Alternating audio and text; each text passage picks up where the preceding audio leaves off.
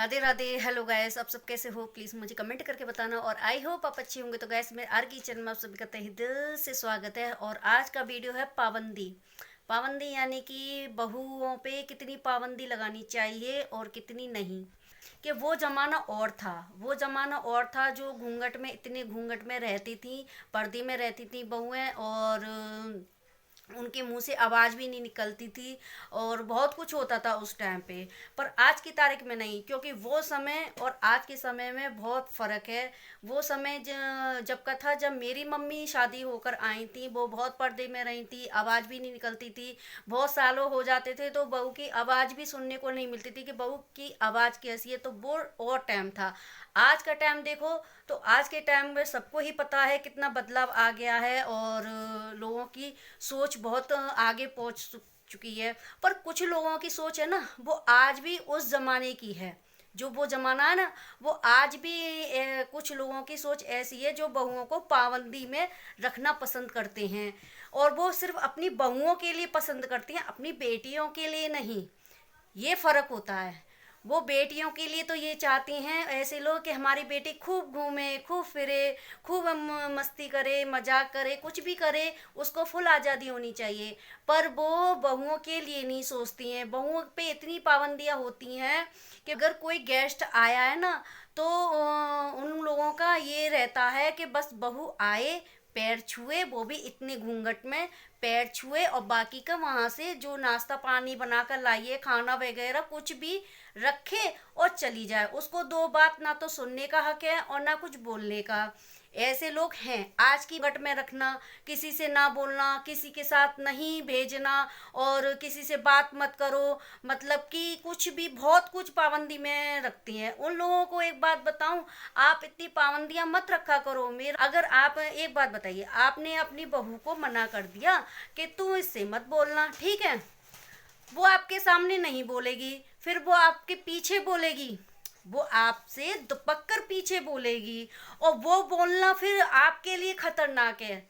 अगर आप आज़ादी दोगे ना तो वो आपके लिए खतरनाक नहीं होगा, क्योंकि उसके मन में आएगी कि मेरी सासू माँ तो बहुत अच्छी हैं, मेरे ससुराल वाले तो बहुत अच्छे हैं, वो तो मुझे कभी रोकते टोकते नहीं है। तो वो फिर आपको क्यों आना, आपकी बुराई करेगी, आपके बारे में कुछ उल्टा सीधा बोलेगी। वो उल्टा सीधा तब बोलेगी आप जब उसको पाबंदी में रखोगे। फिर वो बोलेगी अरे ये तो मुझे बोलने नहीं देते हैं, और फिर इस चीज़ का वो तीसरा इंसान फ़ायदा उठाता है।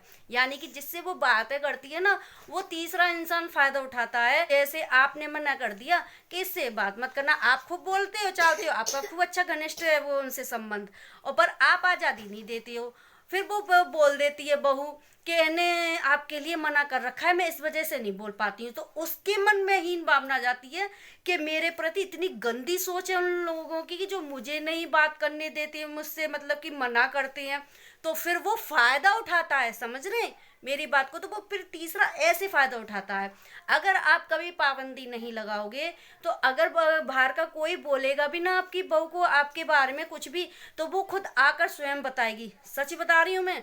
और अगर ये चीज़ें हो रही हों तो प्लीज़ ज़रूर इस चीज़ को बंद कर दीजिए, जो भी मेरा वीडियो देख रहा है, कि बहू को इतनी भी रस्सी ना खींचिए कि वो रस्सी टूट जाए एक दिन।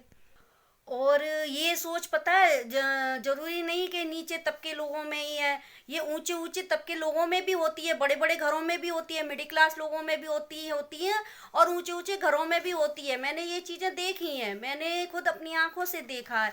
तो इतना दबाव ना दीजिए। जैसे आप चाहते हो कि हमारी बेटी खूब मस्ती करे और खूब खुले आसमान में उड़े, तो ऐसे ही कीजिए। और इतनी ढील भी ना दीजिए, मैं ये भी बात बोलूँगी कि इतनी ढील भी ना दीजिए कि आगे के लिए आपके लिए ही दुखदाई हो जाए, है ना?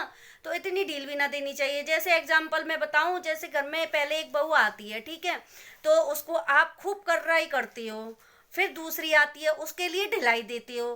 तो जिसके लिए आप ढिलाई देते हो ना, तो फिर वो उसके ऊपर जो होती है बहू, उसको हीन भावना होती है। अरे मेरे समय पे तो ऐसे किया था, मुझे तो इतनी पाबंदी में किया था, अब इसके लिए क्यों नहीं कर रहे? फिर आती है तीसरी बहू, वो उसके लिए और ज़्यादा। तो ये चीज़ फिर जैसे जैसे आप करते हो ना, तो अपने लिए ही दुखदाई करते हो। आप सभी के लिए एक समान बनिए। कुछ बहुओं में भी फ़र्क कर देते हैं कुछ लोग। कुछ लोग बहुओं में भी फर्क समझती हैं, पर ये सिर्फ अपने लिए एक गड्ढा खोदना होता है। देखिए 5 उंगलियां हैं, पांचों एक सी तो नहीं है, तो थोड़ा 19-20 तो हो जाता है, बच्चों में भी हो जाता है, अपने खून के बच्चों में भी हो जाता है, बहू बेटियों में भी हो जाता है, ऐसी बात नहीं है। पर इतना ना कीजिए कि कल को आपको खुद अपने आप पे शर्मिंदा होना पड़े।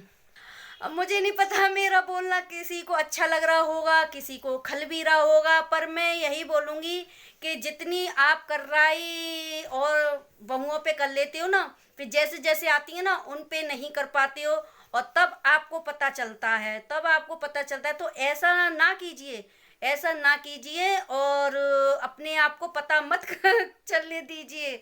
सबको एक बराबर एक समान समझिए, और मेरे कहने का मतलब यही है कि बहू पे ज़्यादा पाबंदी ना, छोटी छोटी चीज़ों पे लगाती हैं।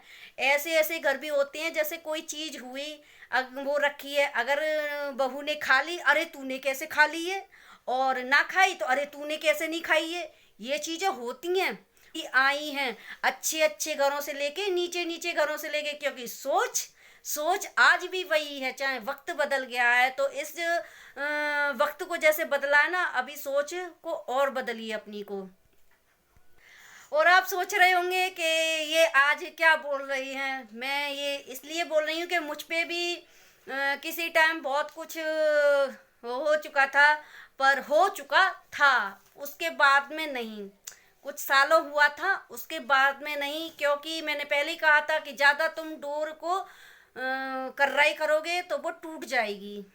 और जाते जाते एक बात बोलूं, इस बात पे शायद हंसी हंसी आएगी, क्योंकि मुझे खुद आ रही है, सच बता रही हूँ, मुझे खुद आ रही है कि लोग सोचेंगे कितना भाषण देती है, भाषण देती है। क्योंकि भाषण देना आसान है, अमल करना बहुत कठिन है ना, ये चीज़ें होती हैं।